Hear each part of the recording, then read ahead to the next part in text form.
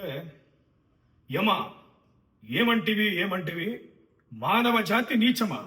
ఎంత మాట ఎంత మాట!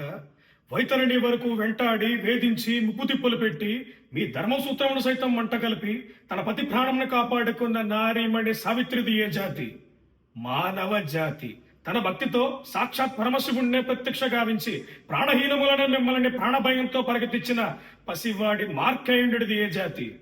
మానవ జాతి. నీచమన్న మా జాతి మూలమున ఏనాడో ప్రతిష్ట మూట కట్టుకున్న నేడు మీరు జాతి జాతి అని మమ్మల్ని హేళన చేయుట ఎంత వివేకం, ఎంత జ్ఞానం, ఎంత కుసంస్కారం! నేటి నుంచి దేవుడు అధికుడు, నరుడు హంగుడు అని కించ పాపాన్ని కుకుడ వేళ సైతం ప్రకటించి వేసదా? మొక్కులు పొందే ముక్కోడి దేవతలు, దిక్కున నెల్లే అసజిత్ బాలకులు, మరుగునిచ్చే పంచములు చైతం జయ హో నరుడా అను హర్షించగలముగా సింహాసనం అధిష్ఠించదా? స్వర్ణ మణిమయ రత్న ఖచ్చితాంకుతమైన సభా మందిరమున అకుడుద సేవా దక్ష సేవా పరివార మధ్యమున భూతుల పరిరక్షణ ధర్మలేమైన ఈ రవురమున సర్వదా సతదా సహస్రద పాప బంకిములైన కుల మత జాతి కూపములను సమూలముగా శాశ్వతముగా ప్రక్షాళన గావించదా? Any doubt?